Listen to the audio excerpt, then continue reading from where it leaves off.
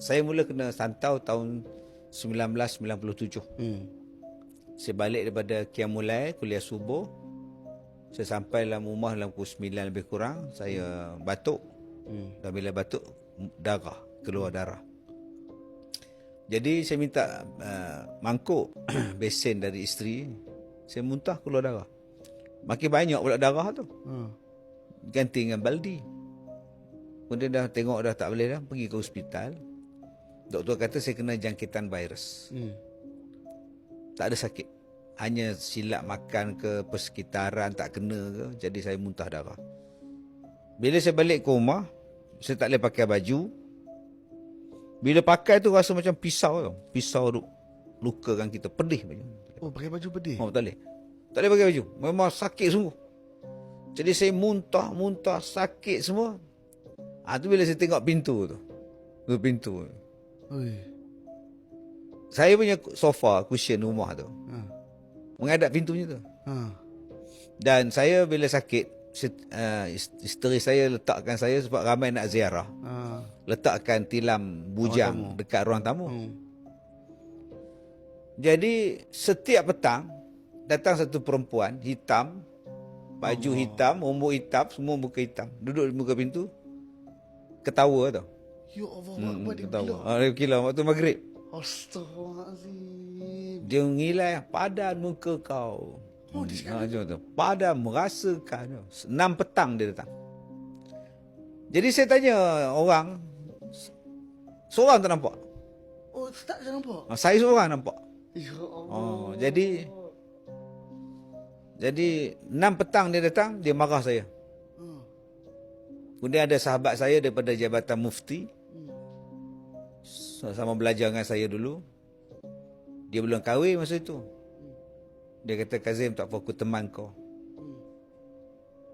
Dia pun teman saya, tidur sebelah saya dekat ruang tamu tu. Kemudian dia lari balik pagi, dalam 2-3 pagi dia lari balik. Dia dah balik, keluar dia naik motor lari balik. Saya pun tak tahu apa hal budak ni balik ni. Besok dia datang balik. Dia kata, Zim, semalam aku teman kau tidur. Ada satu benda datang dekat aku, dia kangkar atas aku, dia kencing atas muka aku. Berbulu badan dia. Aku tak boleh tunggu, aku takut. Itu mula-mula saya kena santau. Dan mula-mula saya tengok makhluk tu secara terang-terangan. Nampak betul-betul.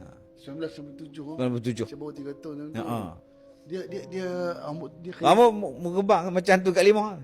tu bertinggi. Tinggi. So macam tu kat 5. Muka hitam apa semua. Jadi dengan ketawa dia, saya tengok. Bila dia ketawa, gigi dia putih hitam. Saya tak ingat. Tak Tak ingat dah. Yang saya tahu mata dia merah je lah. Mata merah. Mata merah. Jadi bapa mertua saya datang ambil saya, bawa balik ke kampung. Berubat di kampung. Tinggalkan rumah. Masa tu anak saya baru seorang, umur 3 tahun. Perempuan. Jadi sampai di kampung macam-macam orang ikhtiar. Berubat rata-rata. Saya makan susut. Sebulan saya tak makan. Sebulan saya tak makan. Sebulan badan kurus. Dan orang masjid pun datang baca Yasin. Baca Yasin. Ada satu ustaz tu. Dia datang mengubat saya. Saya diam, saya duduk, tak boleh cakap dah. Tak boleh dah. Orang kata nak mati kan ustaz ni. Bila dia balik pada mengubat saya, rumah dia kena baling dengan batu. Besok dia datang, Haji Kadir, saya tak nak mengubat dah Ustaz Kazim. Semalam rumah saya kena baling dengan batu sampai ke subuh. Tak nak dah. Jadi banyak orang yang tarik diri tak nak mengubat. Tak nak mengubat. Saya dah pasrah lah, kalau nak mati pun mati lah. Memang dah. Masa itu baru tahu macam mana yang kata penangan santau. Jadi kalau ada orang yang tak percaya ada santau, minta. Ni bulan puasa ni. Ya Allah, nak santau. InsyaAllah Tuhan bagi doa mustajab. Dah rasa tak percaya. Sakitnya macam mana yang kata santau ni. Sampailah satu malam, saya mimpi. Ada satu ulama' dah meninggal dah, ulama' ni. Tok Guru.